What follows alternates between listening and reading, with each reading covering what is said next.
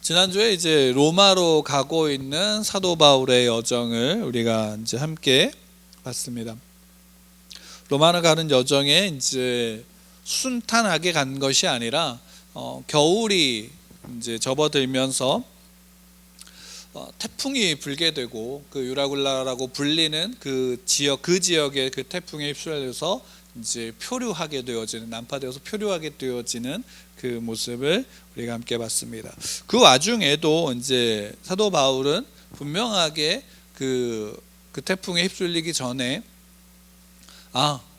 비록 부족하지만, 비록 모자라지만 겨울을 안전하게 날 수 있는 미항에 그냥 머물러서 겨울을 나자라고 했지만, 이미 그 백기를 잘 아는 전문가인 그 선원들은 4시간만 가면, 또 더 게다가 지금은 순풍이니까 더 이제 그 4시간 정도만 가면 도착할 수 있는 더 넓고 또 겨울을 더 따뜻하고 안전하게 보낼 수 있는 베닉스로 가자라고 해서 당시에 이제 그 배에 비록 선장이 있었지만 지휘상으로 가장 높은 계급을 가지고 있던 백부장이 당연히 이제 전문가들의 이야기를 듣고 이제 베닉스로 가는 그 여정 중에 이제 유라굴라라는 태풍을 만나서 표류하게 되어집니다. 그 선원들은 그 배에서 가장 중요한 게 뭘까요? 아무래도 그들이 운반하는 화물이겠죠. 그러니까 알렉산드리아 이 배는 아프리카에서부터 로마로 이제 계약을 맺어서 로마로 운송하고 있는, 그러니까 주로 밀이었을 겁니다. 그 밀을 이제 로마로 운송하고 있는 중이었기 때문에 그 화물이 가장 중요한 것이었는데, 결국에는 그 화물이 그 태풍에 휩쓸려서 다 어떻게 되면 버릴 수밖에 없게 되어진 상황에 처했고, 생존의 도구였던 배의 도구들도 어떻게 하냐면 다 버릴 수밖에 없었습니다. 그러는 와중에 이제 사도 바울은 그들을 하나님께서 그에게 주신 말씀으로 위로하고 안심을 시킵니다. 그 안심을 하게 되어지는 상황 가운데 이 선원들과 그 백부장과 그 부하들은 안심했을 겁니다. 근데 오늘 27절에 보면 열나흘째 되는 날 밤에 라고 하고 있습니다. 그러니까 이 폭풍이 치고 난 다음에 14일이 그러니까 2주의 시간이 흐른 겁니다. 그 2주의 시간이 흐르는 가운데 소위 말한다면 그 망망대해에 표류하게 되어지는데, 중요한 것은 이 시간 동안 먹을 게 없었다라는 거예요. 그러니까 아마도 있더라도 아껴 먹냐고 모두가 다 굶주리는 상황에 처했을 겁니다. 그러는 와중에 이제 배의 그 바다의 수심이 점점 얕아지게 되니까 전문가라고 할 수 있는 선원들이 어떻게 하냐면 이제는 여기에 더 있으면 이젠 죽을 것 같으니까 어떻게 하냐면 도망을 치려고 합니다. 자기들이 이제 있는 구명선 같은, 이제 구조선 같은 작은 배들을 그래서 바다에 미리 풀어놓고 도망을 치려고 합니다. 그러니까 그 도망을 치려고 할 때 그 배에 있는 모두를 데리고 같이 가려고 한 게 아니라 그들만 이제 도망을 치려고 한 거예요. 이제 그 상황을 미리 알게 된 바울이 백부장에게 저들이 도망치게 되면, 떠나게 되면 모두가 다 죽는다라는 것을 미리 알려서 백부장이 이제 그 구주선들을 어떻게 하냐면 다 끊어버리죠. 근데 재밌는 거는 뭐냐면, 끊어버린 다음에 어떻게 했냐면 사도 바울이 그동안 있었던 양식을 어떻게 한 번에 다 먹였던 것 같아요. 본문을 보자면 다 먹이면서 이제 기도를 하게 되고, 또 그 기도 속에서 재밌는 거는 뭐냐면 모든 그러니까 도망치려고 했던 선원들과 그 배에 타고 있던 모든 이들이 다 어떻게 보면 먹고 난 다음에 안심했다라고 오늘 성경은 기록하고 있습니다. 그러니까 어떻게 본다면 지난주에 우리 함께 살펴봤지만 앞에서 함께 나누었던 그 지금 표류하는 상황이 계속 이어지고 있는 상황이고, 이것을 먹고 난 다음에 이제 멜리데라고 하는 그 섬으로 이제 들어가게 되어지는데, 이 본문만 보자면 그 내용이 크게 우리가 묵상할 수 있는 여러 가지들은 있을 수 있겠지만, 개인적으로 우리가 함께 살펴볼 때 특별한 내용이 없는 것으로 보여집니다. 실제로도 그 외에는 이제 특별한 내용이 없게 보여지는데, 우리 한 가지 여기에서 좀 살펴보고자 하는 것은, 지난주에 말씀에 이어서 살펴보고자 하는 것은, 지금 이 상황에 처한 모든 선원들과 또 백부장과 그 부하들, 그리고 사도 바울, 이 모두를 포함한 숫자가 276명이라고 여기에서 기록하고 있습니다. 그러니까 이 276명이 모두 어떤 상황에 처한 거냐면, 지금 다 풍랑을 만나서, 태풍을 만나서 난파되어 갖고 모든 것을 잃어버리고 표류하게 되어지는 상황입니다. 근데 실제로 지금 이 상황에 처하지 않을 수 있었죠. 사도 바울이 이미 먼저 권면했고 또 경고했습니다. 근데 그 얘기를 듣지 않아서, 왜냐하면 그 얘기를 들을 사람은 그 당시에 누구도 없었을 거예요. 실제로 우리의 삶에서도 마찬가지 아닌가요? 여러분들 삶에 어떤 어려움들이 있을 때 그 어려움들을 솔직히 어떻게 헤쳐나가나요? 내가 이미 경험했던 경험이 있으면 그 경험을 근거로 그것을 헤쳐나가고자 하고, 또 하나는 뭐냐면, 그것이 전문가의, 누군가 내가 잘 아는 전문가의 소견이 있으면 그 얘기를 듣나요, 안 듣나요? 그 얘기를 당연히 듣죠. 왜? 내가 알지 못하는 것을 전문가의 이야기를 듣고 그것을 풀어나갈 수 있기 때문에. 이게 일반적인 거예요. 상식적인 거예요. 당연히 사도 바울이 아무리 그 지역을 이제 복음을 전하면서 전도 여행을 다니면서 경험했다 하더라도, 솔직히 그 길을 실제로 배를 운행했던 선원들보다 더 잘 알 수 있나요, 없나요? 없어요. 그렇기 때문에 당연히 뱃사공들, 선원들의 이야기를, 선장의 이야기를 듣는 게 당연한 겁니다. 근데 어찌됐든 전문가들도 예상하지 못했던 일들이 벌어지니까 표류하게 되어지고 죽음의 위협과 공포에 처하게 되어질 때, 사도 바울이 이제 하나님께서 주신 말씀을 통해서, 또 자기가 분명하게 지금 이 자리에 있는 것은 로마로 가서 황제에게 복음을 증거하기 위함이다 라는 그 믿음 가운데, 그러니까 그 하나님을 믿는 믿음 가운데 있던 바울을 통하여 하나님이 바울을 통해서 말씀하여 주신 거죠. 뭐냐 하면, 그것은 너희들 다 죽지 않는다라는 사실이었어요. 그 얘기를 듣고 많은 선원들과 그 자리에 있었던 모두는 다 한편으로는 안심했을까요, 안 했을까요? 안심했을 거예요. 비록 죄수의 신분이긴 하지만 그래도 그가 믿는 하나님, 또 그 하나님을 믿는 사도 바울의 믿음 속에서 뭐냐면 그들은 안심했을 거예요. 그런데 그 이후에 어떤 시간이면 14일이 지났어요. 망망대해에 표류하고 있고 먹을 수 있는 식량이나 식수가 제한되어져서 굶주림에 처해 있는 상황 속에서 사도 바울의 얘기가 그때까지 이어질 수 있을까요? 그러니까 환경이 비록 태풍에서 태풍의 위협 속에서 시달리고 있을 때 그 얘기가 안심이 되었지만, 그 이후에는 실제로 그러니까 태풍이 그쳤더라도 나아진 게 아니라 더 심각해지는 상황 가운데 처한 거예요. 뭐냐면, 사람이 언제 더 짐승으로 바뀌냐면 생명의 위협을 느낄 때인데, 그 생명의 위협이 어떤 거냐면 굶주릴 때예요. 굶주릴 때. 그러니까 실제로 사람들이 언제부터 죄를 짓기 시작하는지 아세요? 배고픔을 해결한 다음부터 다른 것에 관심을 두기 시작하는 거예요. 그런데 이 굶주림에 처했을 때 결국 그 환경 속에서 사람들이, 특히나 그래도 경험이 있는 선원들은 어떻게 하냐면 자신들이 살 길을 만들고자 도망치려고 하는 거예요. 그러니까 쉽게 말한다면 이들은 그 자리에 있던 사람들을 버리려고 했던 거예요. 누가 살려고? 자기들이 살려고 버리려고 했던 거예요. 여러분들 한번 생각해 보세요. 이런 상황에 처하면 여러분들 어떠실 것 같으세요? 이런 상황에 처하면 내가 사랑한다라고 하는 사람조차도 버리는 사람들이 생겨요, 안 생겨요? 생기죠. 내가 나의 자녀조차도 그런 상황에서 어떻게 하냐면 버리려고 하는 사람들이 생겨요. 그러니까 실제로 역사를 통해서 보세요. 성경에서도 보세요. 성경에서 그 적군들에게 포위당했던 예루살렘 성 안에 있던 사람들이 먹을 것이 없어서 어떤 일을 벌였어요? 자기의 자기가 자기 자녀를 해할 수 없으니까 어떻게 하면 자녀를 바꿔서 했어요.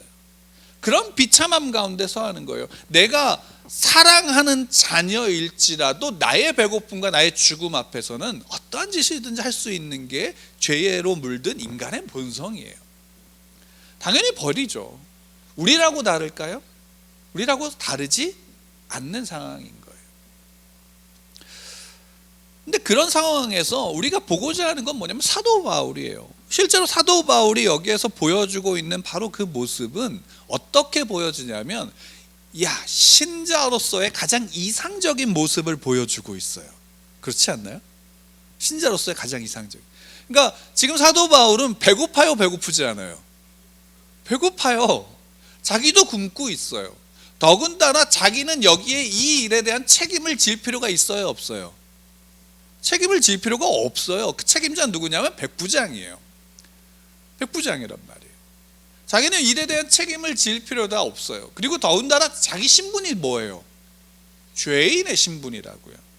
그리고 실제로 사도 바울은 이 배에 타서 처음부터 호의를 받은 게 아니라, 비록 백부장에게 어느 정도 백부장이 사도 바울을 호의의 감정을 가지고 그를 대했다 할지라도 실제로는 죄인의 신분이었고, 그렇기 때문에 그가 한 이야기가 그 선원들과 백부장의 부하들에게는 조롱거리가 되고 비난받을 일들밖에 되지 않은 거예요. 그러니까 좋은 대접을 받지 않았던 상황에서 결국 사도 바울의 권면이 받아들여지지 않고, 또 그로 인한 핍박 속에서도 결국엔 폭풍을 받게 되었어요. 근데 그럼에도 불구하고 사도 바울은 그 속에서 자기를 무시했던 모두를 향해서 그들을 안심시켜요. 하나님이 너희들을 구원하신다. 누구 때문에? 나 때문에 너희들 구원하신다라고 그들을 안심시키죠. 그러나 다시 배고픔 속에서 14일이 지나서 결국 그것을 견디지 못했던 이들이 사도 바울의 입장에서는 자기를 버린 사람들이란 말이에요. 버리려던 그런 사람들을 향해서, 저들을 향해서 복수의 칼을, 그러니까 지금은 백부장이 누구의 말을 듣는 상황이냐면 사도 바울의 말을 듣는 상황이에요. 그러니까 백부장에게 저들 다 죽여야 된다라고 말을 해도 되는 상황임에도 불구하고 아마 백부장은 그랬을 수 있어요.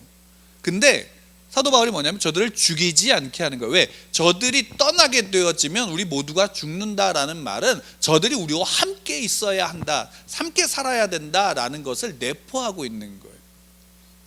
그런 상황에서 다시금 이제 모든 먹을 것들을 통해서 그들을 배불리는 자리에서 사도 바울이 선원들을 향해서 차별하고 있나요? 차별하고 있지 않아요. 모든 것을 같이 나누어서, 더군다나 하나님 앞에서 그 음식을 축복하여 그 자리에 있는 모두에게 나누어 주고, 그것을 다 먹은 이들이 재밌는 건 뭐냐면 안심했다라고 표현하고 있어요. 그러니까 달리 얘기한다면 안심했다라는 말은 그 사람들이 그 자리에서 용기를 얻었다라는 거예요. 용기를 얻었다라는 거예요. 살아나 죽지 않는구나, 살 수 있다라는 용기를 얻어서 그들이 그 자리에서 안심했다라고 우리 한글 성경은 그렇게 번역하고 있는 거예요. 다른 원어상으로 본다면 용기를 얻었다, 마음이 변화를 받았다라는 그런 의미를 담고 있어요. 어찌됐든 그런 상황 가운데 사도 바울의 모습은 굉장히 이상적인 신앙인의 모습이란 말이에요. 여러분 한번 생각해 보시면, 그러면 그 이상적인 사도 바울의 그 모습이 과연 지금의 나의 모습 속에서는 어떻게 비춰지고 있는 것인가 라는 부분을 우리는 살펴볼 필요가 있어요. 여기에서 우리가 이 본문을 볼 때 사도 바울이 그들을 향해서 어떤 기적을 행하고 있나요? 기적을 행하고 있지 않아요. 사도 바울이 지금 하고 있는 것은 무엇이냐면 하나님이 자기에게 주신 말씀을 그들에게 이야기하고 있는 것뿐이에요. 근데 더 놀라운 것은 우리도 그런 일을 하고 있어요, 안 하고 있어요? 여러분들 하고 있잖아요. 복음 전할 때 여러분들이 복음 전할 때 내가 너희를 구원할 수 있어라고 말하는 분 아무도 없을 거예요. 누구를 믿어야 된다고 말해요? 예수 그리스도를 믿어야 된다라고 우리는 전하죠. 하나님의 말씀이에요. 예수 그리스도의 말씀이고 명령이에요. 우리는 그 말씀을 전할 뿐이에요. 근데 왜 사람들이 그것을 보고 듣고 믿지 않을까요? 이 본문과 같은 일들은 왜 일어나지 않을까요? 무엇 때문이라고 생각하세요? 저는 오늘 여러분들과 이 본문을 통해서 한 가지 나누고 싶은 것, 사도 바울의 모습을 통해서 나누고 싶은 게, 우리가 계속 사도행전을 통해서 보고 있는 부분 중에 여러 가지가 있지만 그 중에 가장 중요한 부분 중에 하나가 뭐냐면, 지난주에도 우리가 나누었던 말씀의 핵심 중에 하나가 뭐냐면 믿음이에요. 지금 사도 바울은 여기에서 뭐냐면 그들에게 하나님의 말씀을 전하지만, 실제로 사도 바울이 그 하나님의 말씀을 전하는 것에 권위가 있었던 것은 무엇이냐면, 그가 어떤 기적을 행하고 그가 무엇인가를 더 많이 알고 그가 하나님에게 어떤 특별하게 접신한 것처럼, 마치 무속인들이 접신한 것처럼 나타내는 어떤 특별한 것들을 나타내서가 아니라, 실제로 사도 바울이 여기에서 가졌던 태도의 중심에는 무엇이 있냐면 바로 하나님을 믿는 믿음이 있었기 때문이에요. 하나님을 믿는 믿음. 그럼 여러분, 우리가 생각해 봐야 되는 게 이거예요. 사도 바울이 가진 그 믿음과 우리가 갖고 있는 믿음과 차이가 있을까요? 여러분, 근데 실제로 사도 바울의 믿음과 우리의 믿음은 차이가 있어요. 그게 무엇이냐면, 물론 그렇다고 해서 사도 바울의 믿음과 우리의 믿음이 차이가 있다 해서 그 믿음의 본질이 다르다라는 의미는 아니에요. 여러분, 우리가 보통 성경에서 우리에게 알려주는 믿음이 있어요. 근데 실제로 믿음은 단지 성경에서만 우리에게 기록된 게 아니라 우리의 일상, 세상 속에서도 믿음이라는 게 있어요, 없어요? 있죠. 성경에서도 그것을 기록하고 있는 게 뭐냐면, 그 대표적인 한 가지의 믿음이 뭐냐면 다른 신들을 섬기는 믿음이에요. 우상들을 섬기는 믿음이죠. 그 우상들을 믿는 믿음이 우리가 성경에서 우리에게 가르쳐주고 있는 믿음과 다른 점이 뭘까요? 우상을 믿는 믿음과 우리가 성경이 우리에게 가르쳐주고 있는 믿음의 차이가 뭘까요? 그러니까 성경이 우리에게 보여주고 있는 믿음은 많은 성경에 있는 기록되어진 믿음의 조상들이라고 할 수 있는 우리의 믿음의 어떤 본보기가 되어지는 인물들의 모습을 통해서 믿음이 무엇인지를 우리에게 이야기해주고, 사도 바울도 바로 그 중에 한 사람이에요. 그러니까 그 믿음은 성경을 통해서 지금 우리에게 하나님의 자녀라고 하고 있고 구원을 받았다라고 하는 그리스도인들 우리에게 믿음은 이거야 라고 알려주고 있는 건데, 그러면 그 믿음이 우상들을 믿는 믿음과 뭐가 다르냐라는 거예요. 그 믿음의 차이가 뭐냐라는 거죠. 네? 근거, 주체. 그렇죠. 실제로 우리의 믿음에 있어서 가장 중요한 것은 뭐냐면, 먼저 이것부터 좀 나눌게요. 우상을 섬기는 믿음, 소위 말한다면 세상에서 가지고 있는 믿음과 기독교의 믿음의 차이는 가장 대표적으로 이렇게 설명할 수 있어요.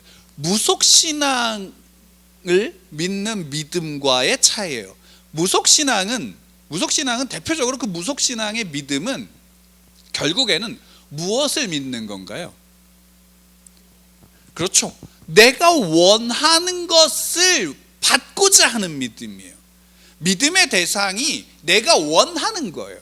내가 이것을 받기 위해서 그것이 어떤 신이든 그 신에게 대가를 지불하는 거예요.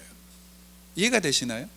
그것을 이루어질 수 있는 그 신에게 대가를 지불하고 내가 원하는 것을 받는 게 무속신앙의 믿음이에요.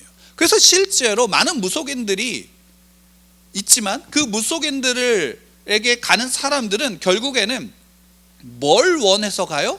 내가 원하는 것에 대한 문제 또는 내가 원하는 것을 받기 위해서 가요. 그래서 대가를 지불하죠. 오늘날에는 그 대가가 뭐예요?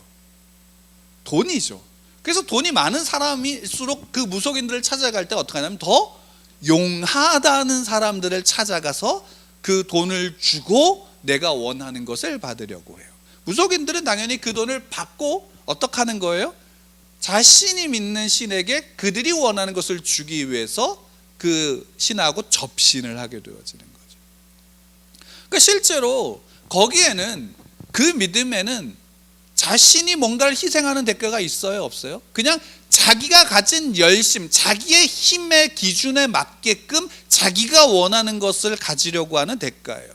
거기에는 자기의 열심이 늘 필요하고, 거기에는 자기의 능력이 필요해요. 자기가 할 수 있는 것들. 그래서 우리가 전설의 고향이라든가 어떤 전설의 이야기를 들으면 거기에서 어떤 문제를 해결하기 위해서, 어머니를 위해서, 자녀를 위해서, 사랑하는 사람을 위해서 어떤 일이든 다 마다하지 않는 사람들이 결국에는 자기가, 소위 말한다면 자기의 어떤 것들을 버리거나 어떤 것들을 행하거나 함으로 말미암아 그 일을 이루죠. 목적은 뭐냐면 내가 원하는 것을 갖기 위해요.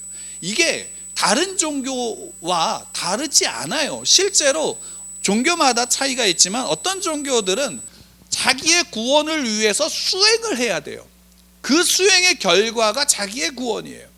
그리고 그 세대에 자기가 그 구원을 이루는 어떤 수행의 능력의 어떤 지점까지 갔더라도 결국에는 그 이전에 업이 쌓여진 부분들을 해결하지 못하면 어떻게 돼요? 다음 생에 환생할 때 사람이 아니라 더 낮은 존재로, 미물로 환생할 수도 있는 게, 그래서 평생, 아니 영원히 그 지옥에서 헤매이지만 그 안에서 자기의 구원을 위해서 수행을 해야 되는 거예요. 그렇고 다른 종교들 같은 경우에는 자기가 온전한 구원을 얻기 위해서 어떻게 해야 되냐면 봉사를 해야 돼요. 무슨 일이든 해야 되는 거예요. 남을 섬기는 일이든, 또는 예를 들어서 온전한 구원을 위해서 면죄부에 동전을 넣는 일도 마다하지 않는 거예요. 어떤 종교는 또한 그 안에서 자기의 구원을 위해서 어떤 희생이든지 다 치러버리는 거예요. 자기의 목숨을 버리고 아무런 자기에게 해를 입히지 않는 무고한 사람들조차도 죽임으로 말미암아 그 희생으로 어떻게 해요? 자기가 구원받는 일들을 행하는 거예요.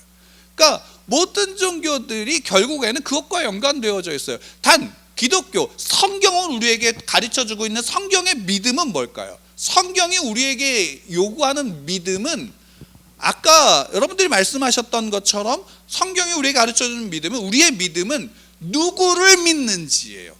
그러니까 믿음의 대상이신 하나님을 믿는 거예요.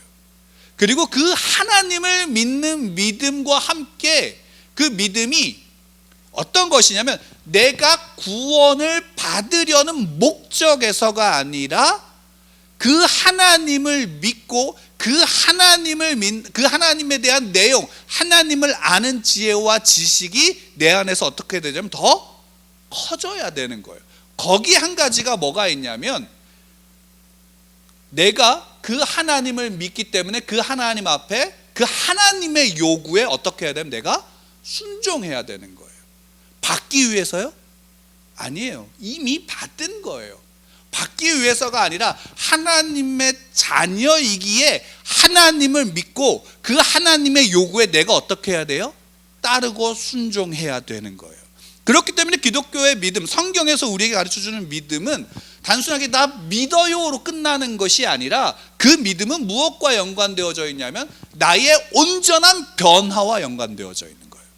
당연히 그러니까 하나님을 믿는 사람, 예수 그리스도를 구주로 영접한 사람들은 어떤 일을 하게 되어지냐면 회개를 하게 되어지는 거예요. 왜? 이게 변해야 되니까. 그리고 그 회개는 단순하게 내 죄가 이거예요 라고 하는 뉘우침뿐만이 아니라 그 뉘우침과 함께 뭐가 있냐면 우리가 그 하나님을 만났까, 원래의 자리로 돌아갔다라고 하는 그 안심이 있는 거예요. 안심이. 그 안심이 거기에 있는 거예요. 그러니까 회개는 단순하게 눈물을 흘리는 것, 그리고 내 죄를 깨달아서 고백하는 것으로 끝나는 게 아니에요. 그것은 한 부분일 뿐이고 실제로는 그 믿음과 회개는 그래서 어떤 거냐면 떨어지지 않는 거예요. 그리고 그것은 우리의 전인격적인 부분의 문제인 거예요. 지적인 문제만도 아니고 감정적인 문제만도 아니고 의지의 문제만도 아니라 그것은 우리의 전인격적인 변화예요. 그러니까 하나님을 믿는 사람은 삶도 바뀌어요, 안 바뀌어요? 바뀌게 되어져요.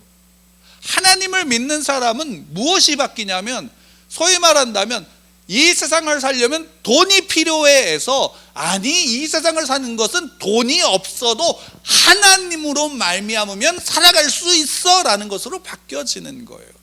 초대교회 사도행전에 그 수많은 순교자들이 왜 생겼을까요? 그들이 순교할 수 있었던 이유는 우리의 삶은 단지 육체의 죽음으로 끝나는 것이 아니다라는 사실에 근거되어져 있기 때문이에요.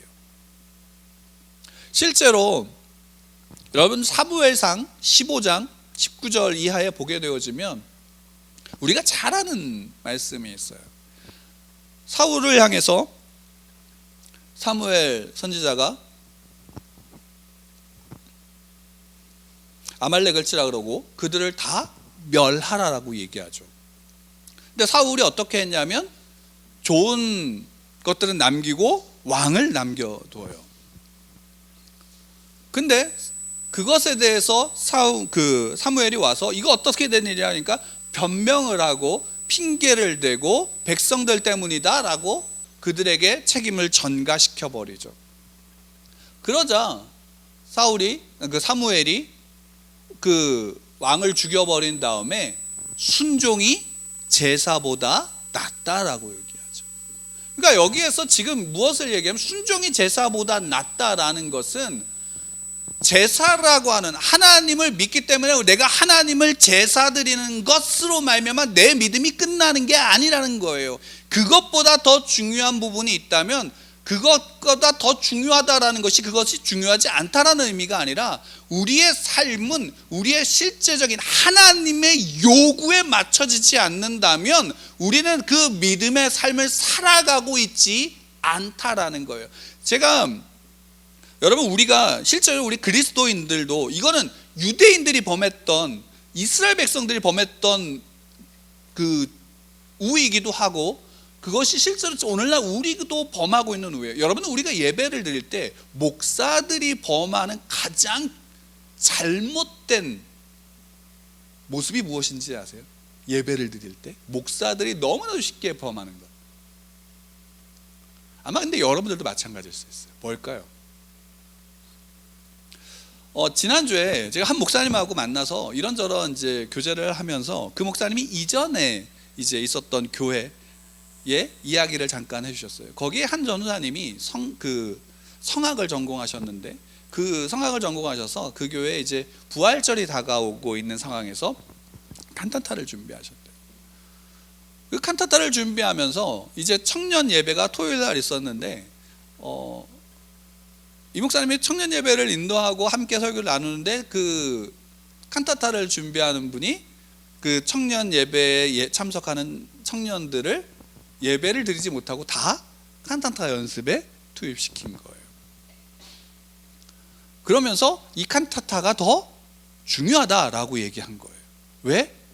이 부활절 때 많은 사람들 앞에서 공연을 해야 되기 때문에 더 중요하다. 그래서 그 시간만큼은 예배를 드리는 것보다 여기에 참여해야 된다라고 한 거죠.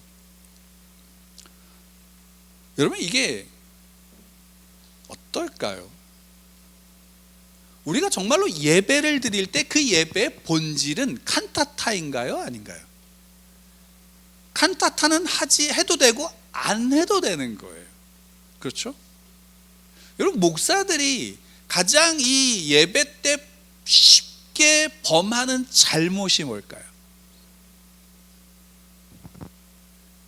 예배의 목적을 설교로 잡고 있는 거예요. 실제로 목사들에게 있어서는 설교가 가장 이 예배에서 중요해요. 왜? 하나님의 말씀을 전하는 거니까. 근데 실제로 예배의 목적 자체는, 우리가 목사라고 하는 한 사람의 성도조차도 예배를 드리는 목적은 이 예배를 통해서 누구를 만나는 거예요? 하나님을 만나는 거예요. 하나님이 목적이에요. 하나님을 찬양하는 게 목적이에요. 하나님께 기도하는 게 목적이에요. 하나님과 교제하는 게 목적이라고요. 내가 이 예배에서 설교했으면 이 예배가 끝나는 게 아니에요.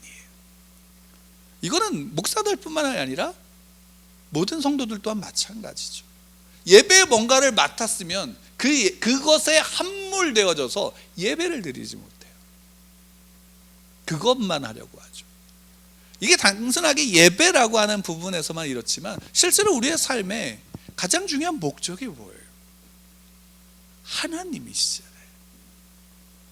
사도 바울은 지금 그들과 똑같이 풍랑에 처해지고, 아니 실제로 본다면 그곳에 그 배에 타고 있었던 누구보다도 가장 낮은 위치에 있던 사람이지만 그럼에도 불구하고 그곳에 있던 모든 이들이 사도 바울의 말에 귀 기울일 수 있었던 것은 사도 바울이 특별해서가 아니라 사도 바울이 믿고 있는 그 하나님을 사도 바울을 통해서 봤기 때문이에요. 그게 특별한 기적을 행해서도 아니에요. 그게 특별한 능력이 있어서도 아니에요.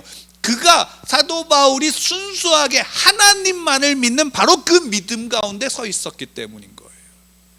우리가 전하는 복음은 복음을 전해서 저 사람을 구원받게 하는 것에 목적이 있는 게 아니라 내가 얼만큼 하나님을 믿고 있는가라는 거고, 그 하나님의 요구에 내가 순종하고 있는가가 우리의 믿음이에요. 그 믿음이 아니면 우리는 이 땅에서 구원받을 수 있을까요? 없을까요? 구원받을 수 없어요.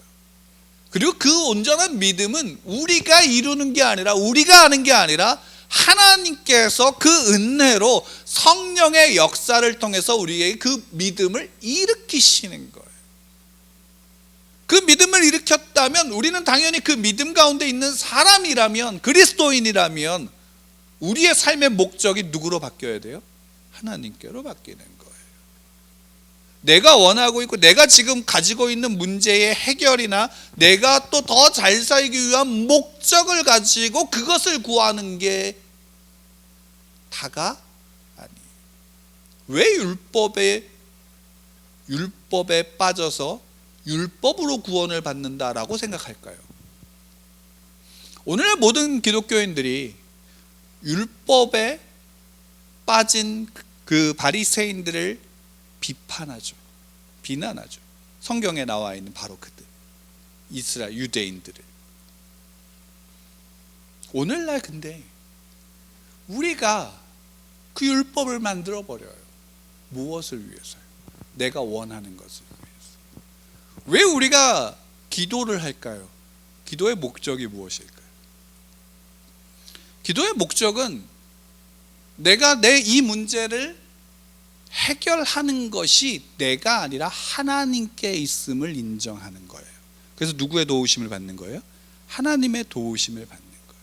거기에는 단순하게 이것을 해결해 주셔야만 된다가 아니라 이것의 모든 것이 하나님의 뜻 앞에 있음을 인정하고 받아들이는 거예요.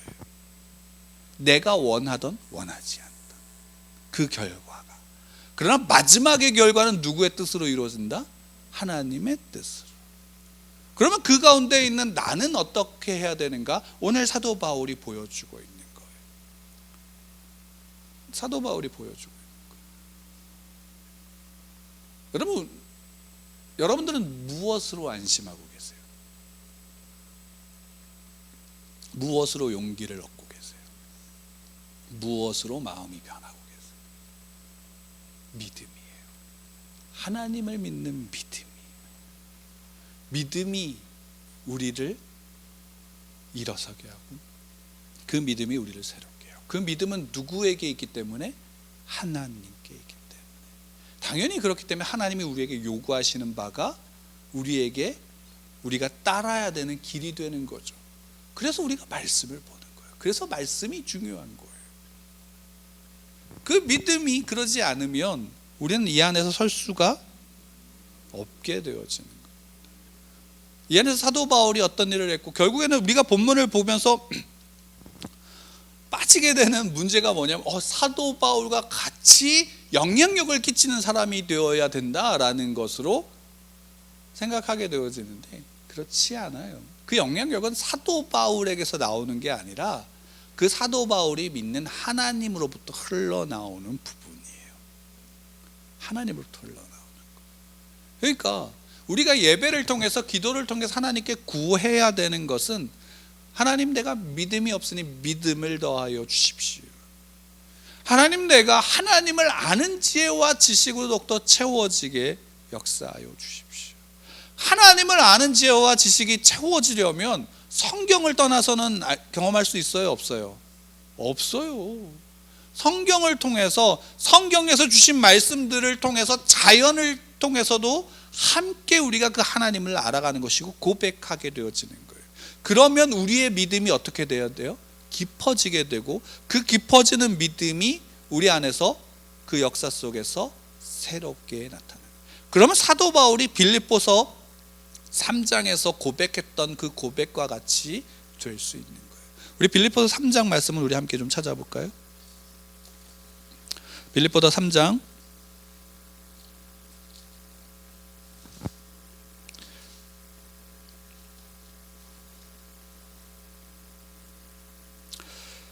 다 읽지 말고 우리 7절 8절 말씀 두 절만, 잘 아는 말씀이니까 우리 함께 읽도록 하겠습니다. 빌립보서 3장 7절 8절 말씀 우리 함께 읽겠습니다. 시작. 열심으로는 그러나 무엇이든지 내게 유익하던 것을 내가 그리스도를 위하여 다 해로 여길 뿐더러 또한 모든 것을 해로 여김은 내 주 그리스도 예수를 아는 지식이 가장 고상하기 때문이라. 내가 그를 위하여 모든 것을 잃어버리고 배설물로 여김은 그리스도를 얻고. 사도 바울의 고백, 사도 바울이 그 4절부터 이야기한 건 뭐냐면 자기가 어떤 사람이었는지를 이야기를 하고 결국에는 지금 자기가 어디에 있는지를 말하고 있어요. 사도 바울의 고백이 저와 여러분들의 고백이 되어줘야 돼요. 모든 그리스도인들의 고백이 되어줘야 돼요. 우리는 사도 바울과 같이 될 수 있을까? 사도 바울과 똑같은 사람은 될 수 없어요. 그러나 사도 바울의 자리에, 지난주에도 우리가 나눴지만 사도 바울의 자리에 우리가 서 있어요. 그러니까 우리는 지금 그 믿음으로 나아가야 되고 그 믿음에 서 있어야 되고 그 믿음에서 자라야 되는 거예요. 그러지 않으면 지금 우리의 믿음은 헛된 것에, 내 힘을 의지하는 것에 세워지는 거예요. 그것이 사도 바울은 그것을 어떻게 보면 율법에 의지하는 자들을 통해서 율법주의자들에게 그 얘기를 하고 있는 거예요. 율법이 잘못되어졌다라는 것이 아니라 그 율법으로 자기가 원하는 것을 이루려고 하는, 자기를 높이는 자들에 대한 경고죠. 그럼 당연히 오늘날 우리는 그 율법, 성경에서 이야기하는 율법보다 더 저급한 것에 빠져서 내가 이것이 내 믿음이다라고 자랑하는 이들이 있다면 그것 훨씬 더 저급함 가운데 빠져있는 율법주의예요. 그러니까 우리가 스스로를 돌아봐야 되는 거예요. 지금 내가 어느 자리에 있는지. 사도 바울이 본문에서 지금 보여주고 있는 것이 무엇인지, 우리는 지금 그 믿음으로 서 있어야 돼요. 지금 그 믿음으로 서 있어야 된다고요. 하나님을 믿는 믿음, 하나님을 아는 그 믿음 가운데 섬으로 그 은혜를 함께 누리는 겁니다. 저와 여러분들이 그 믿음 가운데서 새로워지기를 축원합니다. 그 믿음으로 하나님을 아는 지혜와 지식으로 날마다 더욱더 그 믿음이 깊어지기를 축원합니다.